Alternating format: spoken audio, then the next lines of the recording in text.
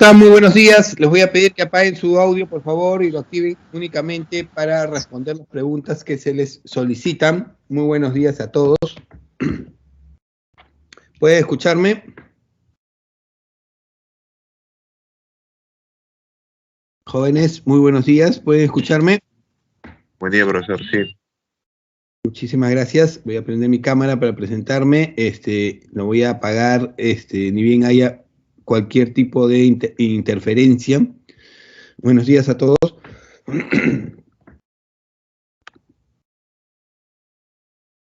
Uy, se apagó. Un momentito. Listo.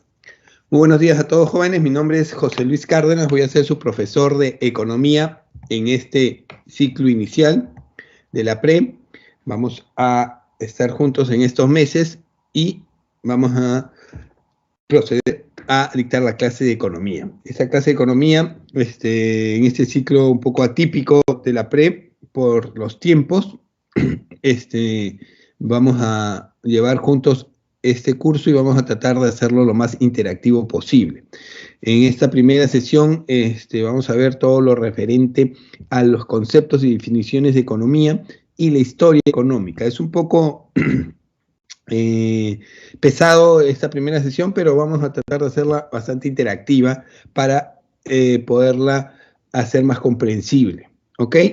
Así que cuando yo genere una pregunta, por favor, respondan o vía el audio o vía el chat, para saber que están ahí conectados y prestando atención y llevando la hilación del curso. No quiero hablar y ser un simple interlocutor en toda la sesión de clases. ¿Ok?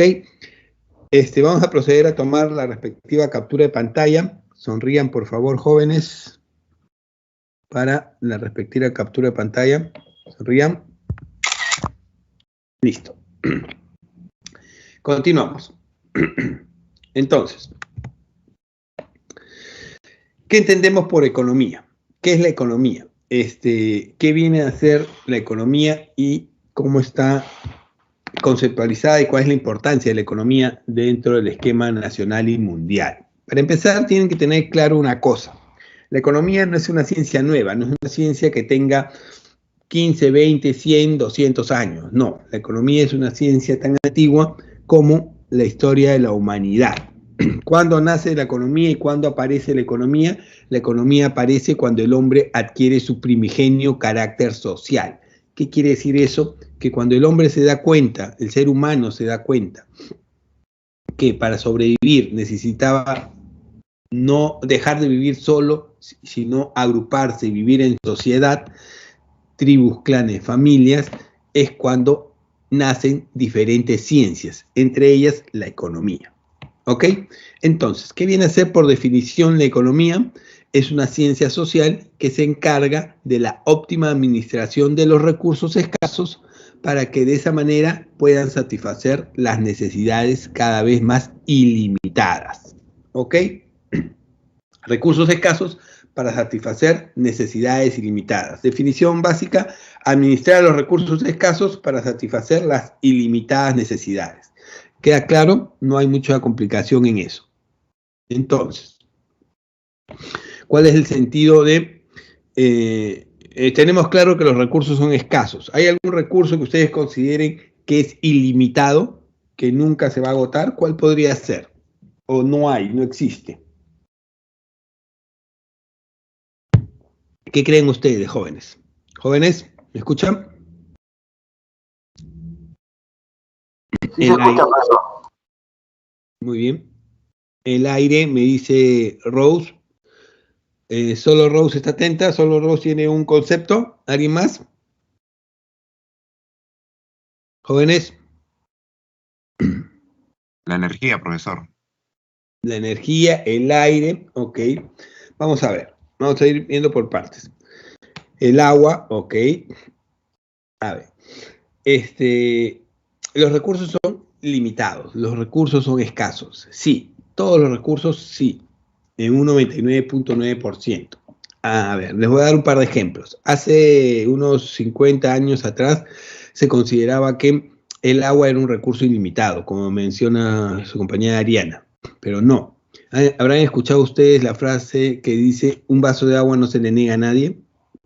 Bueno, eso parte del concepto de que el agua es un recurso ilimitado, pero no lo es.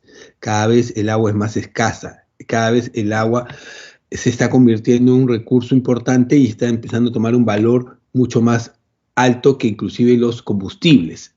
Así de limitado es ese recurso y se va a ver más limitado más adelante. El aire mencionan por ahí también. El aire sí podría considerarse un recurso escaso, un recurso ilimitado, pero ya estamos viendo que debido a la contaminación existen naciones en el mundo que están totalmente llenas de smog y contaminación, donde el aire ya es un recurso limitado. Es más, venden botellas de oxígeno como botellas de agua para el consumo diario. Así de limitado se está volviendo este recurso que muchos consideran ilimitado.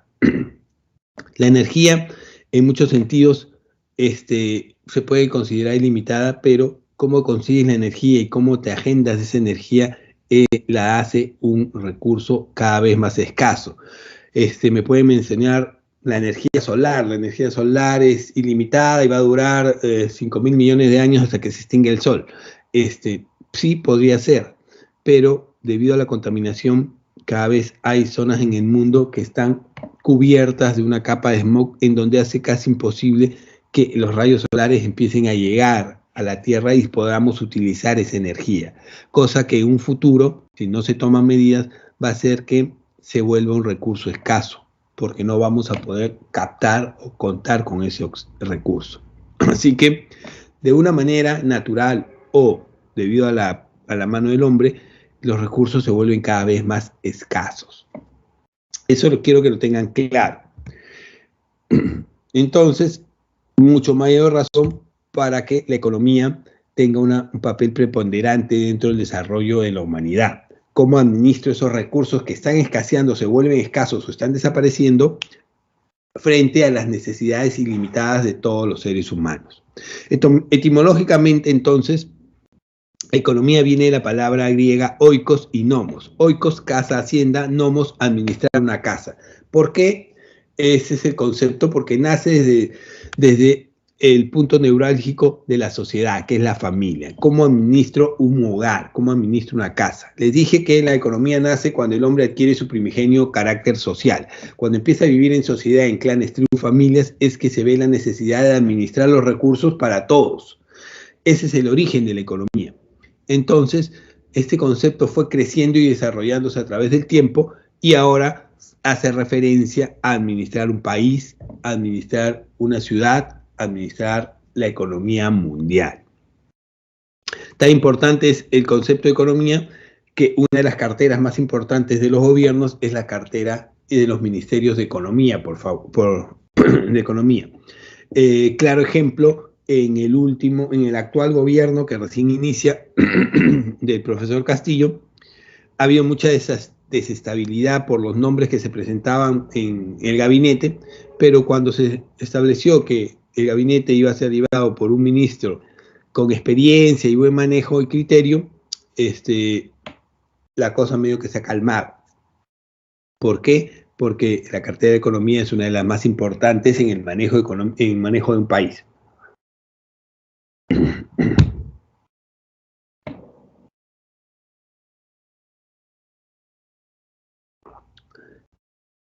¿Cuál es el objeto de estudio de la economía en ese sentido? Solucionar los problemas relacionados a la satisfacción de las necesidades humanas.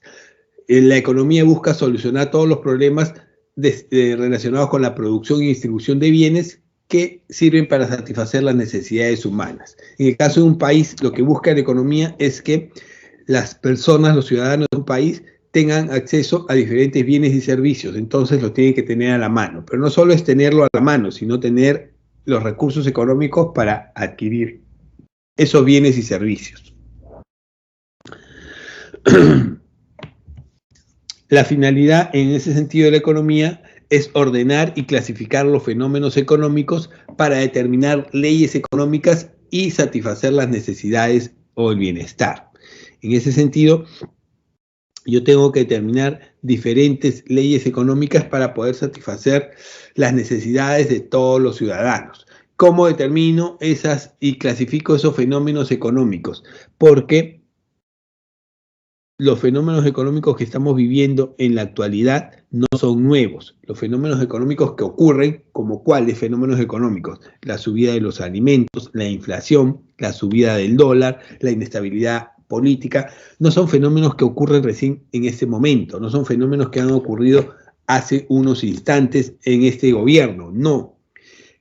Todos los fenómenos que ya ocurrieron y que están ocurriendo ya ocurrieron antes, se han pasado antes, ya han sido observados, ya han sido vistos, ya han sido clasificados y ya tienen una solución que debe aplicarse.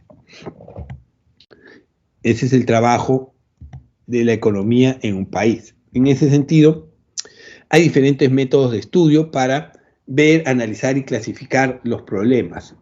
En la evolución científica, en cualquier análisis científico, existen dos métodos importantes que aplican para todas las ciencias. En este caso, la economía. El método inicial importante es el método inductivo. A través del método inductivo nace y se origina el desarrollo de todas las ciencias, no solo la economía. ¿Qué significa el método inductivo? Parte a través de la observación de la realidad para construir una ley general. Es por ello que se le recomienda a todos, inclusive a los más jóvenes en especial, que desarrollen su capacidad de observación, de análisis, de criterio, de observar. ¿Observar qué? Observar el entorno, la realidad. Si nosotros descuidamos esa capacidad de observación, vamos a pasar por alto muchos detalles y muchas situaciones que nos van a ayudar a ser críticos y a desarrollar nuestra capacidad de análisis. En ese sentido, el primer método de investigación científica es el método inductivo, observar. ¿Qué observo? La realidad. Y a través de la observación de la realidad puedo construir leyes y teorías. En el caso de la economía, por ejemplo, uno observa que cuando sube el precio de un bien, de un producto, ¿qué es lo que ocurre? ¿Qué es lo que ocurre cuando sube el precio de un bien, de un producto? Cuando sube el precio del pan o cuando sube el precio del pollo, ¿qué ocurre en los hogares? ¿Qué ocurre en sus hogares? Han observado qué ocurre cuando sube el precio de un bien, del pan, el pollo, la carne. ¿Qué es lo que ocurre? Ya no lo compran, exceso. Exacto. En la casa sube el precio del pan, por ejemplo, y ¿qué es lo que ocurre? Dejamos de consumir menos pan. Sube el precio del pollo, ¿qué es lo que ocurre? Dejamos de consumir pollo y empezamos a consumir otros productos que estén más baratos, pescado, menestras, huevos, lo que sea. Entonces, eso es un fenómeno que se observó en el entorno económico del mundo. Los consumidores, cuando empieza a subir el precio de un bien, bajan el consumo. Entonces, cuando sube el precio de los productos, salió la ley, gracias a esta observación, en economía se estableció la siguiente ley. Sube el precio de los productos, baja el consumo de los ciudadanos. ¿Ok? Método inductivo, observar y establecer una ley. De ahí viene el método deductivo, que significa parte de una ley general, principio, teoría. Aplicar la ley general, ver y ponerla en práctica, el principio de esa ley. A ver, dentro de esa aplicación y establecer esa ley o principio que hemos establecido, tenemos en economía, por ejemplo, que cuando sube el precio de los productos, baja la cantidad demandada. Sube el precio de X, baja la cantidad demandada. ¿Esto qué generaría? ¿Esto qué va a generar? Que cuando se normalice o cuando se reduzca esa subida de precios, la situación se va a ir normalizando. Ante una disminución del precio del pollo, se va a generar en las familias un mayor consumo u un aumento en las unidades consumidas de dicho bien. Eso es una ley que podemos tener en cuenta que se va a dar. Entonces, ustedes de la observación crítica y el análisis que tienen en sus hogares han podido percibir qué productos en la actualidad están subiendo de precio o han subido de precio. A ver, ¿quién me dice si realmente están observando y analizando la realidad en sus hogares? El gas, muy bien. El aceite, perfecto. ¿Solo el gas y el aceite? ¿Mm? El pollo. Exacto, muy bien. Veo que tienen, participan de la economía del hogar y les hacen partícipes de eso. Sí, el gas, el aceite y el pollo son bienes que han estado subiendo dentro del entorno económico actual. ¿Por qué? Por diferentes motivos. En el caso del aceite, por ejemplo, una de las marcas más conocidas, todos han subido, pero el ejemplo más significativo es de la marca más conocida, Primor de Grupo Alicor, que es la que elevó los precios en mayor medida. Normalmente antes de esta coyuntura política estaba en 7 soles, 7 soles 50 y llegó a estar a 13, 14 soles, casi el doble, casi el 100% de su precio, por diferentes motivos. Cosa que hizo que los consumidores no dejaran de consumir ese aceite, sino dejaran de consumir ese aceite y fueran a buscar aceites mucho más baratos, que también habían subido, es cierto, pero no en esa medida. Y empezaron a buscar marcas sustitutas. Entonces, ese es un ejemplo. El pollo igual, de pronto el pollo ha subido y los consumidores dejan de consumir la misma cantidad de pollo y empiezan a consumir otros productos, pescado, huevos, menestras, lo que fuera. Sí, el pollo ha subido, está normalmente 6, 7 soles, ahora está a 8.50, ha llegado hasta 9, ha bajado a 8.50, 8. Ha subido, no en un gran porcentaje, pero sí ha subido y afecta a la canasta familiar. Y podemos consumir otros bienes sustitutos.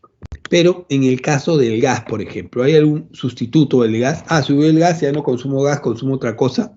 No, ahí es muy complicado. Es por eso que ustedes escuchan dentro de muchas propuestas políticas y muchas situaciones que el gas es un producto vital dentro del consumo. ¿Por qué?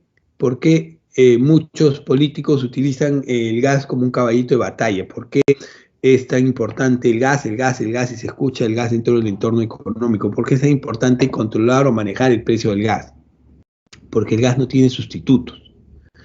Si hay una subida incontrolable en el precio del gas, va a afectar directamente la canasta y el manejo en el entorno de la economía de los ciudadanos. Entonces, ¿qué es lo que hacemos o qué es lo que se hace normalmente ante esta subida de gas? No dejar de consumir, sino racionalizar el consumo, controlar el consumo. Se han dado cuenta en sus hogares que ante esta subida del gas ya controlamos más el uso. Ya no estamos sirviendo agua cada rato, ya no estamos prendiendo la cocina cada rato, se está controlando y manejando el consumo del gas porque tiene que durar mucho más porque hay una subida en el precio. Así de importante es la economía dentro del manejo de los hogares. Entonces, mediante el método inductivo, yo determino a través de la observación cómo se están dando las cosas, establezco una ley y pongo en práctica mediante el método deductivo parte o la totalidad de esa ley o teoría. Volviendo al ejemplo, la disminución del precio del pollo o de los alimentos en general, ¿qué es lo que va a generar? Va a generar que las familias vuelvan a aumentar su consumo en esos productos. Tanto es así que el aceite, por ejemplo, debido a que los consumidores dejaron de consumir esta marca representativa del Grupo Alicor, empezó a reducir su precio. Ya no está a 14, 13 soles, ahora ha reducido su precio y está en 10 soles, 9.50.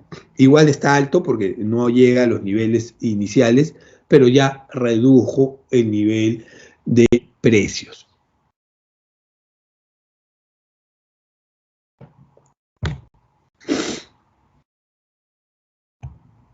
Entonces,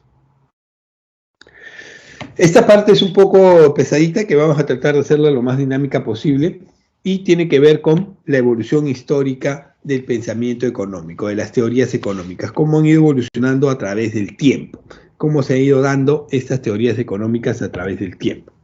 Les dije hace un momento que la economía no es una ciencia nueva, es una ciencia que tiene bastantes siglos ya creada desde el inicio de la humanidad.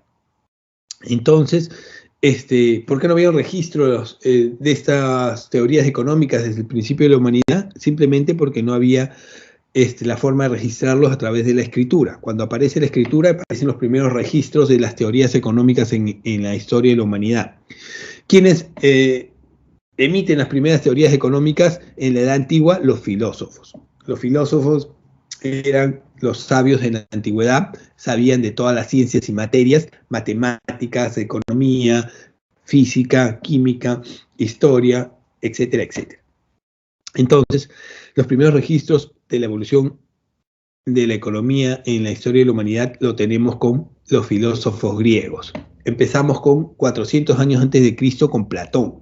400 años antes de Cristo, Platón ya establecía sus primeros análisis sobre el manejo económico. Él analizó la estructura política y económica de un Estado ideal que en esa época, 400 años antes de Cristo, la sociedad estaba compuesta de la siguiente manera: gobernantes, guerreros y artesanos.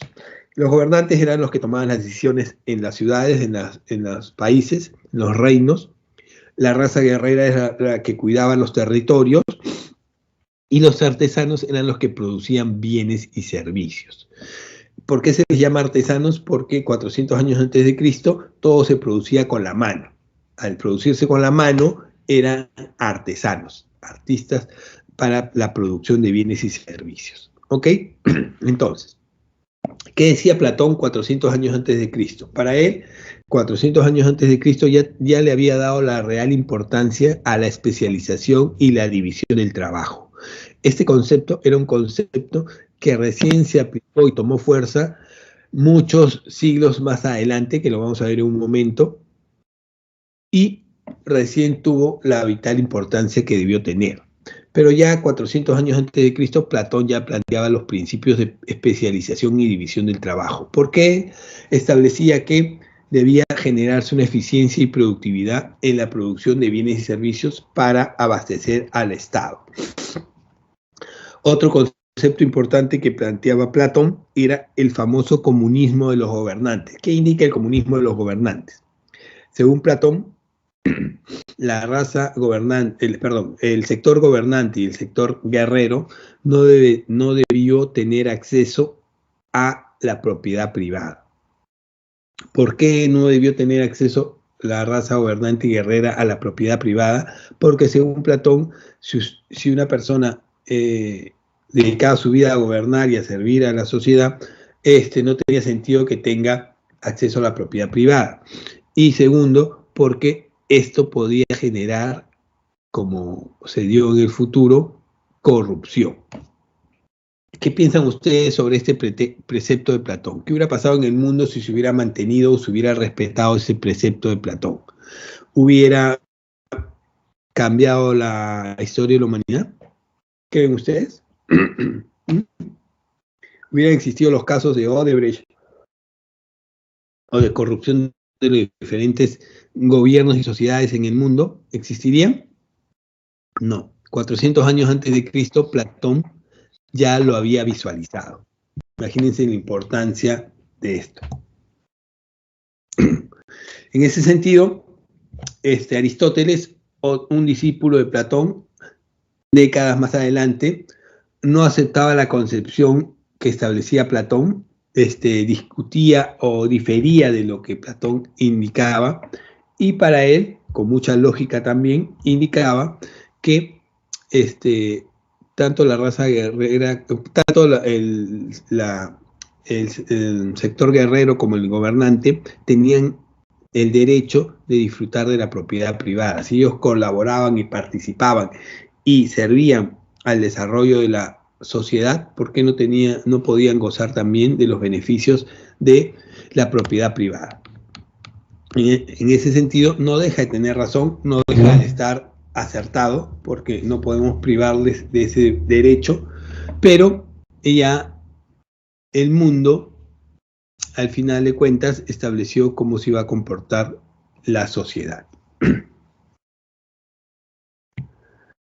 Siguiendo más adelante, unos siglos hacia adelante, aparece la Edad Media. La Edad Media es un periodo importante dentro del desarrollo de la humanidad, pero más por los avances, porque se considera que hubo un vacío en ese sentido, un estancamiento. fueron muchos siglos en donde no hubo un aporte importante dentro del desarrollo de la humanidad, tanto en ciencias como en muchas materias. Entonces hubo un estancamiento y muchos inclusive llaman un retroceso. La época oscura de la historia de la humanidad la llaman. En esta época, lo más importante fue el sistema económico preponderante. ¿Me pasas la pesita? ¿Perdón? El sistema económico preponderante en este sistema es el feudalismo. Jóvenes, apaguen sus micrófonos, por favor.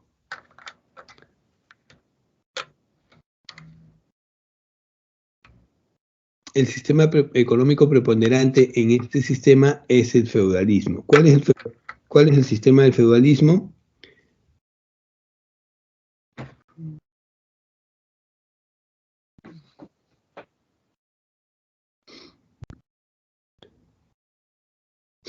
Listo. ¿Cuál es el sistema del feudalismo? Es aquel que dividía el reino o el mundo en diferentes parcelas de terreno, y cada una de ellas era manejada por un rey. Este rey, obviamente, no podía administrar todo ese territorio y tenía necesidad de dividirlo entre los señores feudales para una mejor administración. ¿Ok? Es donde aparece el feudalismo. El hombre medieval no estaba interesado en intercambio de bienes, sino en la justicia del intercambio. Condenaban la usura como ganancia generada por el uso del dinero. Lo más importante y el representante más importante de esta época fue Tomás de Aquino, con el famoso concepto del precio justo, que trataba de establecer que la producción debía ser pagada con el precio justo, ni más ni menos. Aquella persona que, por ejemplo, producía una espada y la vendía, tenían que pagarle el precio justo por la producción de esa espada. De repente yo era un herrero que producía espadas y tenía una gran necesidad económica, y alguien venía y se aprovechaba de eso y me pagaba menos del valor de esa espada, estaba cometiendo usura. E igual, todo lo contrario, si yo soy un herrero y produzco espadas y de pronto me aprovecho de que hay una situación de conflicto y vendo las espadas mucho más caro, estoy cometiendo usura. Y eso era penado. El mundo fue avanzando y ya en el siglo XV, en el siglo XIV, aparece el mercantilismo. El mercantilismo aparece y evoluciona por un acontecimiento histórico importante que se da en la historia de la humanidad. Siglo XV, año 1400. ¿Cuál es ese acontecimiento histórico importante en la historia de la humanidad? 1492. ¿Qué ocurrió en el mundo en esas épocas? Jóvenes, ¿cuál es el gran acontecimiento importante que cambia el mundo? Exactamente, el descubrimiento de América. ¿Qué ocurre con el descubrimiento de América? ¿Qué pasa? Porque es un hito importante en la historia de la humanidad. Lo que ocurre es que a partir del descubrimiento de América se amplían los territorios en el mundo y empiezan las conquistas, la colonia. Entonces el mercantilismo aparece como una fuerza económica importante. ¿En qué se basa el mercantilismo? En las riquezas, basada en el comercio y la circulación del dinero, movimiento de oro y plata. ¿Cuál era el concepto de mercantilismo? Era más poderosa económicamente la nación que acumulara mayor cantidad de oro y plata. Ese era el concepto de mercantilismo. Siglo XV, a partir del siglo XV, la nación más poderosa del mundo en esa época fue España. ¿Por qué? Porque tenía a su cargo las mayores colonias en la historia en ese momento, en América. La razón por la cual se pedía, o esta corriente económica pedía la intervención activa del Estado en la vida económica, con la finalidad de que ingrese al país la mayor cantidad de dinero y plata y saliera lo menos posible. Caso contradictorio a lo que se ve ahora, en esa época el mercantilismo solicitaba que el Estado tenga mayor intervención. ¿Por qué? Para conquistar mayores territorios a través de los ejércitos o para proteger los que ya tenían. Entonces, El mercantilismo buscaba lograr una balanza comercial siempre favorable. Para ello, implementaban una política proteccionista que contribuyó notablemente a la expansión de la manufactura.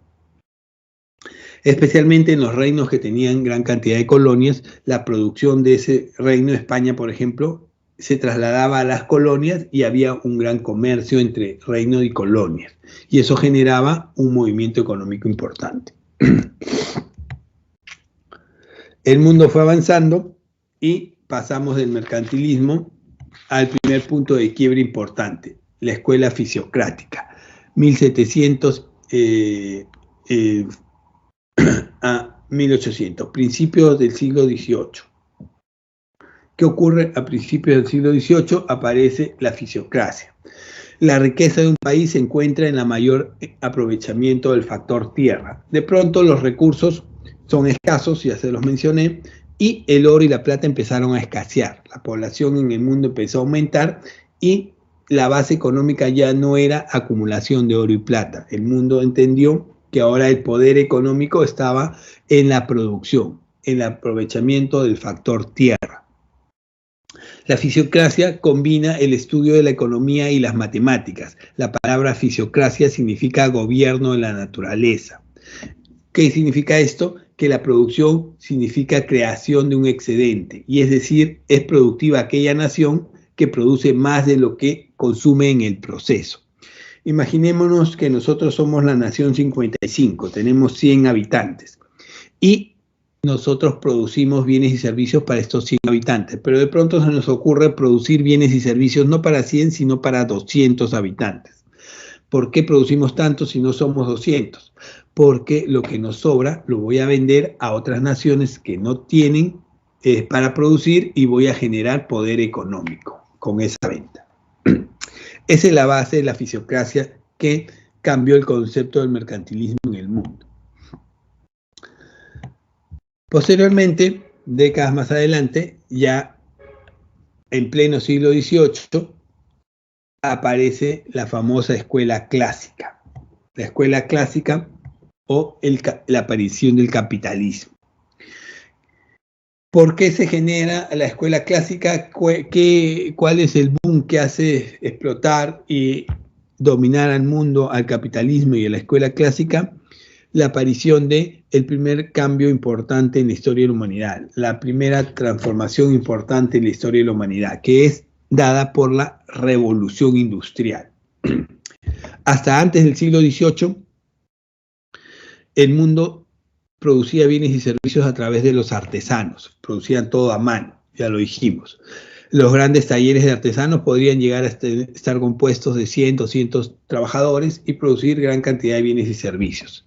Con la aparición de la revolución industrial aparecen las primeras máquinas, la máquina a vapor, la máquina a carbón, la máquina a combustión, la máquina eléctrica, etcétera, etcétera, etcétera. Eso hace que la industria en el mundo se transforme. Ya los talleres de artesanos desaparecieron y aparecieron en su lugar grandes monstruos de producción que tenían 10.000, 5.000 trabajadores. Eran monstruos de producción realmente, que operaban diversos tipos de máquinas que generaban una producción mundial importantísima. Esto hace que surja el capitalismo con el nombre de economía política. Entonces, ¿qué ocurre con la escuela clásica? Aparece la economía del libre comercio sin la intervención del Estado. Cuando aparece la escuela clásica y el capitalismo, el mundo dijo, un momentito, ¿sabes qué, Estado? Tú no intervengas.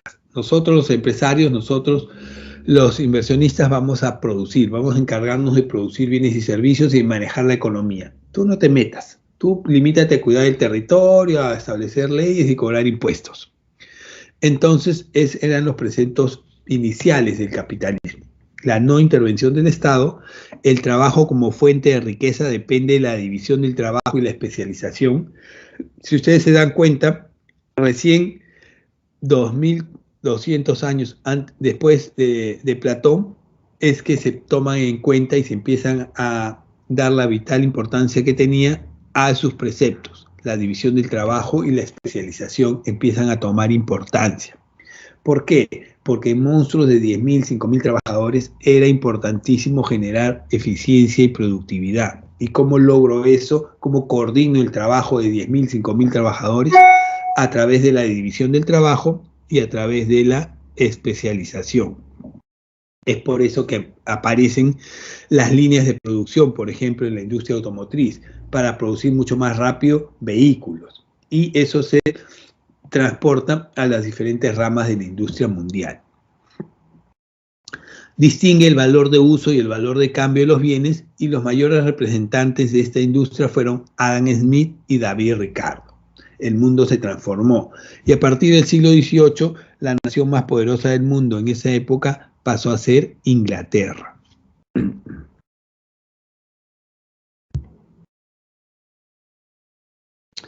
El mundo siguió avanzando y a mediados del siglo XVIII, a fines del siglo XVIII, aparece el socialismo, tan repudiado y vapuleado en la actualidad.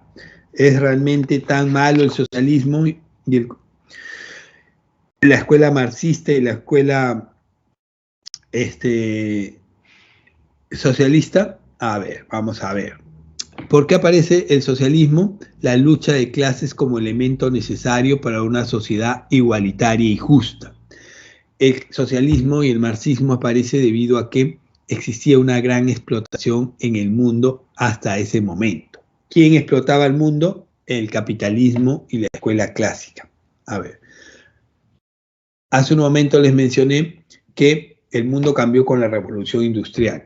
Los grandes talleres de artesanos se transformaron en grandes monstruos de 10.000, 5.000 trabajadores. Las empresas necesitaban mano de obra. ¿De dónde salió esa mano de obra? Trasladaron a las personas del campo a la ciudad para que trabajen en las grandes industrias. Entonces, por ese trabajo era remunerado, obviamente, pero no era remunerado de manera justa. Las jornadas laborales que ahora conocemos de 8 horas con vacaciones, ETS, seguros, etcétera, no existían. Una jornada laboral en esa época duraba de 18 a 20 horas diarias. Si tú te enfermabas, no te daban permiso, te cambiaban, simplemente perdías el trabajo. No había permisos, ni descansos médicos, ni vacaciones, ni seguros, ni siquiera condiciones adecuadas de trabajo. No existían condiciones de iluminación, ni condiciones de ventilación adecuadas, ni siquiera baños adecuados para que la gente pueda hacer sus necesidades. Así de paupérrimas eran las condiciones laborales en las sociedades entonces. Entonces es por ello que aparece la escuela socialista, que busca una mayor igualdad y mejora en las condiciones de los trabajadores.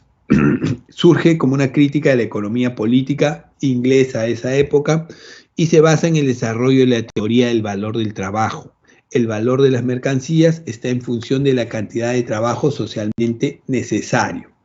Ok, el trabajo es importante y los bienes y servicios que tú produces tienen que tener un valor, pero a ese valor le tienes que agregar el trabajo o el esfuerzo de los trabajadores. ¿Para qué? Para que puedas trasladar ese valor y mejorar las condiciones.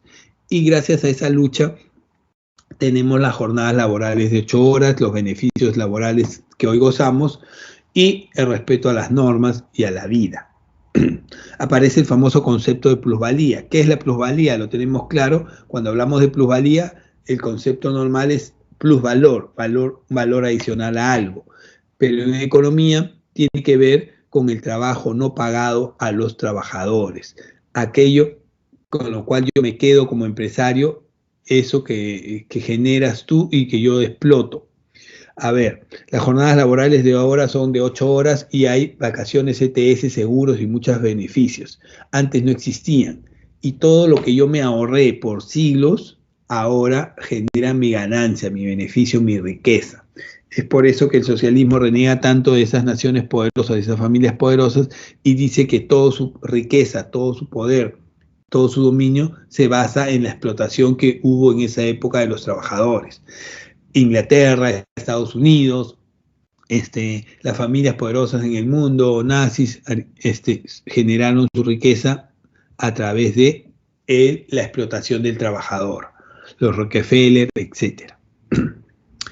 Esa es la doctrina del socialismo. Es por eso que aparece el socialismo. Sus mayores representantes son Karl Marx y Federico Engels. El mundo siguió avanzando y de pronto vuelve a aparecer la escuela neoclásica, ya en el siglo XIX, principios del siglo XIX. ¿Qué ocurre a principios del siglo XIX? A principios del siglo XIX, tenemos que hay un relanzamiento del pensamiento clásico. El mundo dijo, ok, ya entendí, sé que no debo explotar a los trabajadores, sé que no debo hacerlos trabajar más de 8 horas, sé que debo darle beneficios, sé que debo darle condiciones adecuadas de trabajo, ok, hasta ahí nomás. Pero yo no soy beneficencia. Yo no soy beneficencia para darle todo a los trabajadores. Basta con el sueldo y condiciones adecuadas de trabajo, es suficiente. Este pensamiento no deja de tener lógica también. ¿Cuál es el motivo, razón o circunstancia por el cual un empresario o ustedes en algún momento van a poner una empresa o un negocio? ¿Cuál va a ser? ¿Cuál es el motivo? A ver, jóvenes, ¿cuál es el motivo, razón o circunstancia por el cual ustedes en algún momento van a poner una empresa o un negocio? Jóvenes, los escucho o los leo. ¿Por qué lo van a hacer?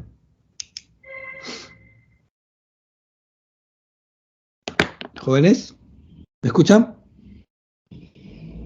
Dinero, ok.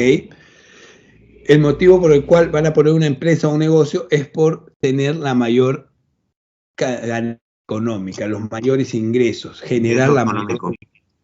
Exactamente. Ese es el motivo, razón y circunstancia por el cual lo van a hacer. Entonces, la escuela neoclásica reivindica ese pensamiento, un pensamiento económico que se basa en el valor de los bienes, que es una función de la utilidad o satisfacción que le asignan a los consumidores.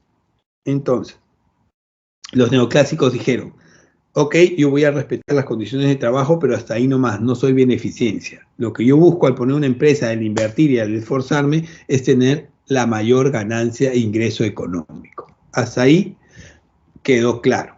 Entonces reivindicaron muchos conceptos de la escuela clásica y introducen conceptos nuevos e interesantes e importantes que aportaron a diferentes ciencias y diferentes grupos económicos. Entre ellos la teoría de la utilidad marginal, que trata de explicar cómo se optimizan los agentes económicos. Este concepto de utilidad marginal sirve para economía, contabilidad, administración, marketing, etcétera. Diferentes, es muy útil para la sociedad.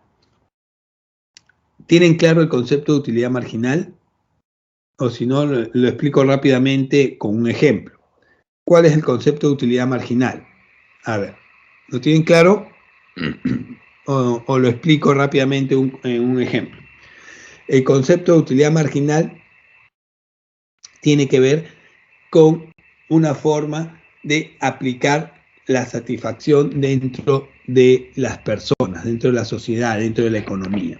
A ver, hay un ejemplo clásico en esto, que es el ejemplo del vaso de agua. Vaso con agua, vaso con agua.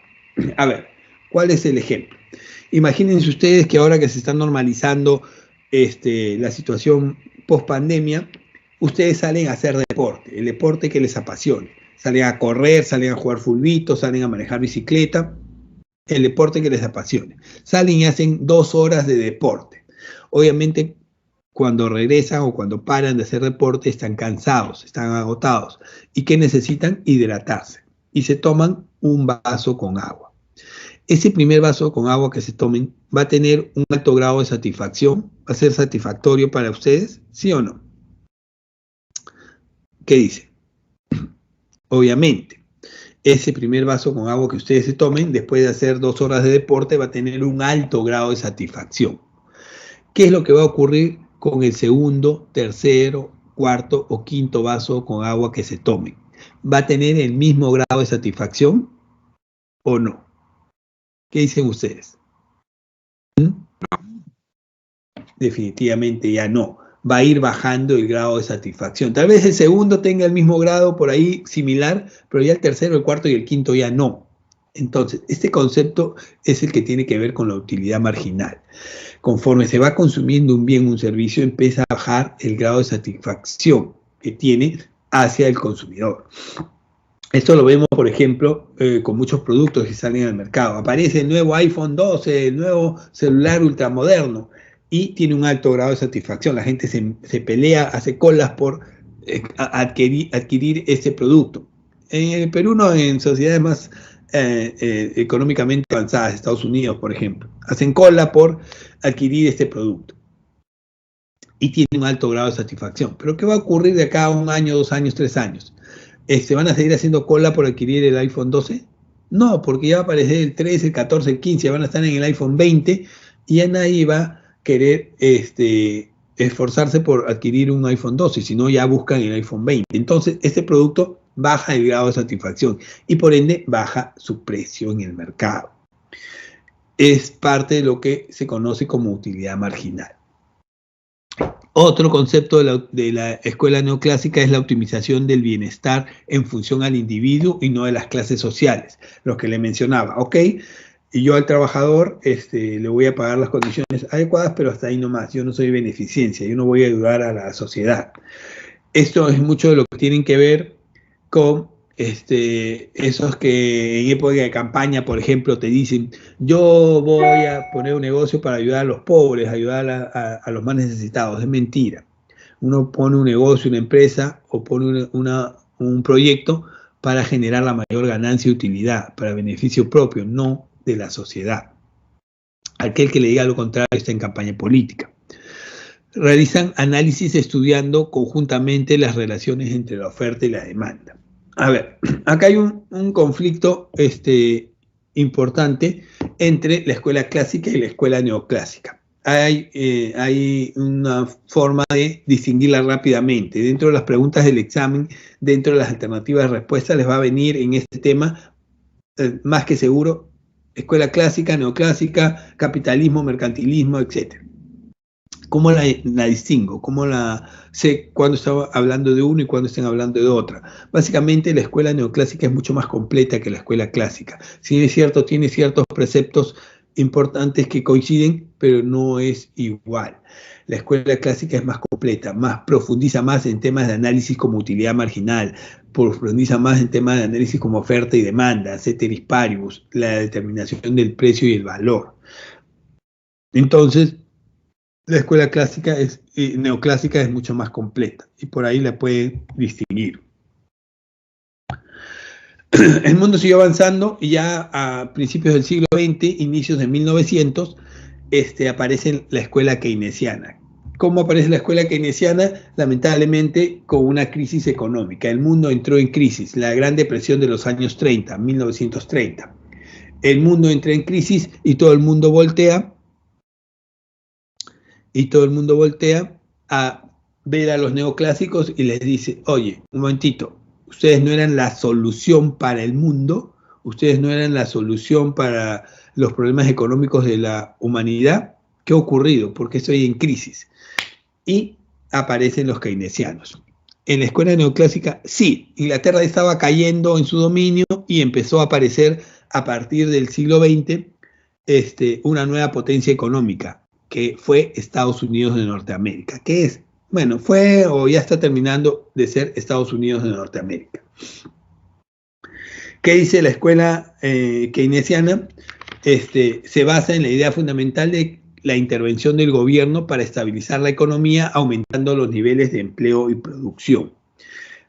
Acá hay una contradicción en la historia económica actual. De pronto, el mundo empezó a pedir que el Estado intervenga en la economía. En la actualidad te dicen que no, el Estado no debe estar. Muchos mencionan eso, pero aquí vemos que el mundo pedía que el Estado intervenga. ¿Pero para qué quiero que intervenga el Estado? Para asegurar el empleo y la producción. ¿Y por qué quiero asegurar el empleo y la producción? Porque en el mundo apareció un concepto que no existía antes, la famosa demanda agregada. ¿Qué significa la demanda agregada?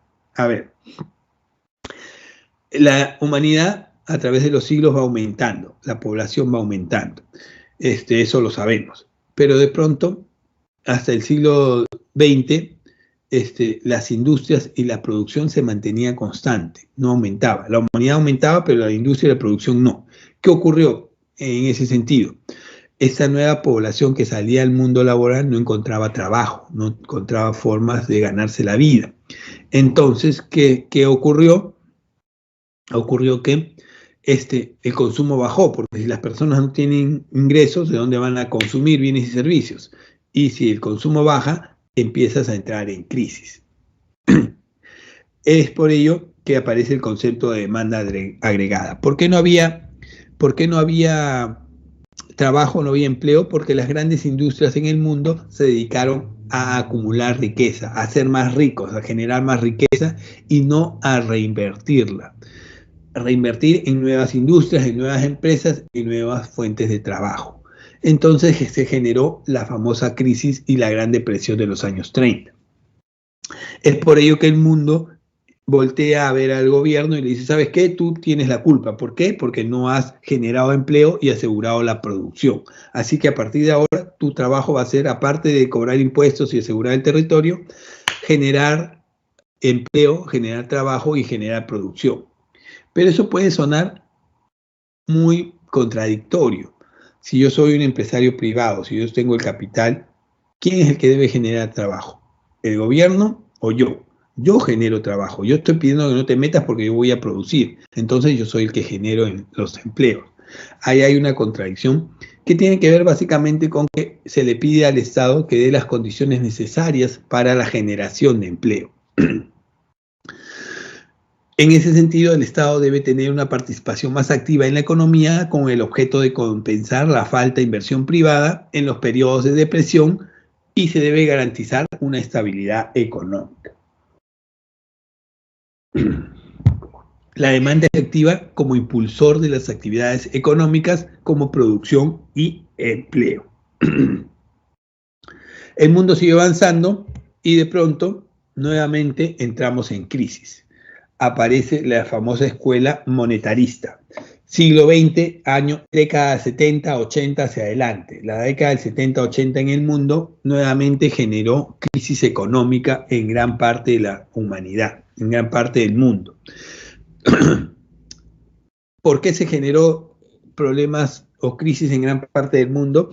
¿Se acuerdan? Pregunten a sus padres o deben tener conocimiento de lo que ocurrió en el Perú en la década de los 80. ¿Qué ocurrió en el Perú en la década de los 80 con el primer gobierno de Alan García? ¿Qué ocurrió? ¿Saben? En el Perú, en el primer gobierno de Alan García, ocurre la hiperinflación, crisis inflacionaria. Pero no solo fue el Perú, fue el Perú, toda América Latina, parte de Europa y África. Entonces, crisis mundial. ¿Por qué se dio? Porque aparece un concepto nuevo, la inflación. La inflación no estaba contemplada en ese sentido. Esta idea básica de la economía monetaria consiste en analizar el conjunto de demanda total de dinero y la oferta monetaria. ¿Por qué se da la inflación? La inflación se da por una continua subida de los precios y la baja del poder adquisitivo. ¿Y por qué suben los precios? Porque el poder adquisitivo se reduce. A ver, ¿qué es lo que ocurre cuando hay un exceso de un producto en el mercado? ¿Qué es lo que ocurre cuando hay un exceso? Baja el precio de la papa. Entonces, cuando hay un exceso de dinero en el mercado, baja el poder del dinero y pierde su poder adquisitivo. Es por ello que se toma importancia a el manejo del dinero y es por eso que a partir de ahí es que se toma preponderante importancia al valor y el control del dinero que sale al mercado. Vamos avanzando, jóvenes, porque ya me están pidiendo que termine. Tenemos con esto la división de la economía en economía positiva y en economía normativa. Economía positiva es todo lo que hemos estado viendo hasta ahorita, la descripción de todo lo que ha pasado a través de la historia de la humanidad y gracias a ello generar teorías económicas. Y la economía normativa es aplicar esas políticas y teorías económicas para la solución de problemas. Cómo aplica este gobierno, por ejemplo, los problemas que se están viniendo, como la subida del dólar, el desempleo, etcétera, a través de política fiscal y de política económica. ¿Ok?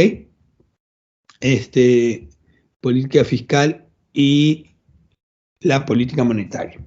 Hasta aquí, jóvenes, la sesión de hoy. Les voy dejando las alternativas de respuesta rápidamente. Gracias por la atención prestada. Me voy retirando. Gracias, jóvenes. Muy buenos días. Nos vemos la siguiente semana. Gracias, jóvenes. Cuídense.